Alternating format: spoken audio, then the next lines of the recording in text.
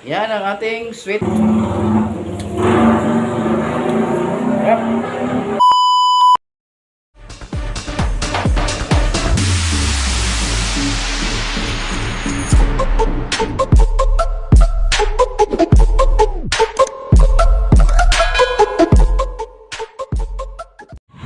Hi guys, good evening sa inyo. Welcome to my cooking tips. Ngayong gabi, magluluto tayo ng sweet adobo. Adobong para manok. Joke lang. Siyempre mga idol, kailangan muna natin itong lutuin. Ia-adobo natin ng sweet, matamis. Bago ako magpatuloy idol, kung hindi ka pa nakapalo sa aking cooking tips, magpalo ka na para updated ka sa mga ina-upload natin gabi-gabi. Ngayon, isa na nating lutuin to guys. Tara, samahan nyo ako. Yan, maglalagay ako ng pineapple juice, ang ating oyster sauce, ang ating soy, lalagyan ko rin to ng suka, ang ating bawang or garlic, lalagay din tayo ng brown sugar, at ang ating pamintang durog. Lalagyan na rin natin yan ng ating pampalasa, seasoning powder. Haluin ko lang to guys.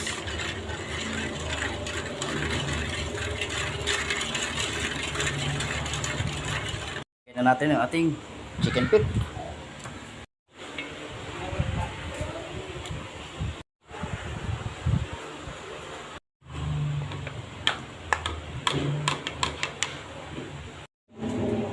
Takpan muna natin, hayaan natin mamarinate ng mga 5 minutes bago natin igisa. Alam nyo guys, lahat ng parts ng manok o karne ng manok, balahibo lang yata hindi na nakakain.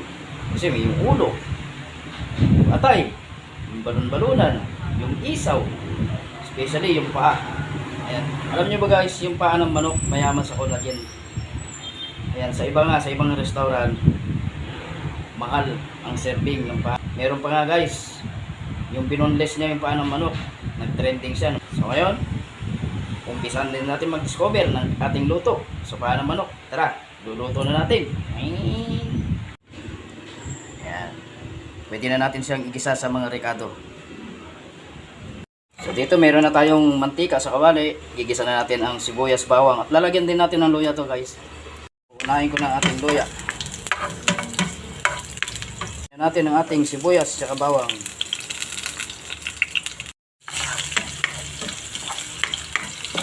Siyempre, lalaglag na natin yung ating na-marinade na paa ng manok.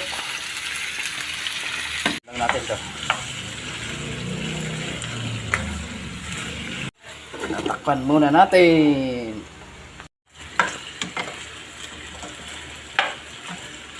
Mag-a-add lang ako ng konting water lang guys. Konting-konti lang. Ayan, kung nakikita nyo guys, nag-golden brown siya kasi konti lang yung sabaw na nilagay natin. Lalaglag na natin yung ginamit nating pang marinate sa kanya. Ayan. Masarap to guys yung malapot, yung wala siyang sabaw. Habang kinakain mo, naghihiwalay yung kanyang mga buto. Ayan.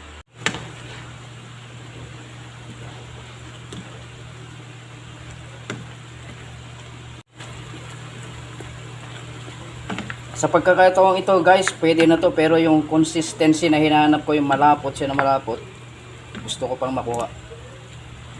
Dapat ibigay niya sa akin yung consistency na hinahanap ko sa kanya, yung sobrang lapot niya, yung manunuot lahat ng sauce. So yan guys, luto na to. Nakuha niya na yung consistency na hinahanap ko, yung sobrang lapot niya. Tara, magpi-plate tayo guys.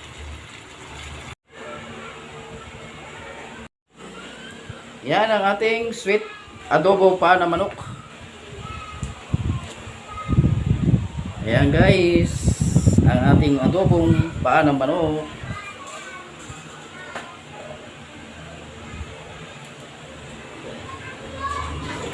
Yan ang ating Food Explorer cooking tips ngayong gabi. Ayan. Kain na tayo!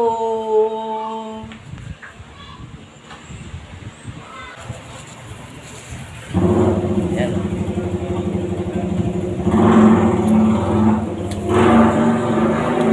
Yep.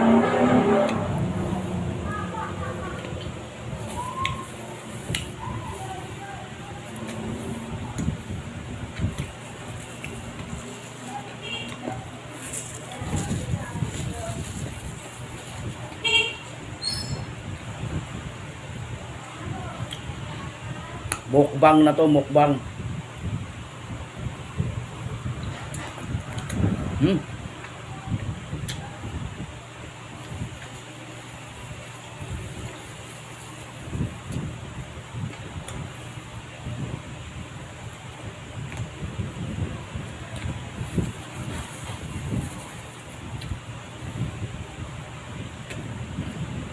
So yan na nga guys ang ating cooking tips ngayong gabi, yung sweet adobo na paa ng manok.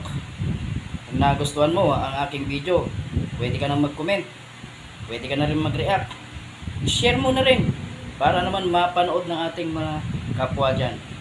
Salamat, bye bye.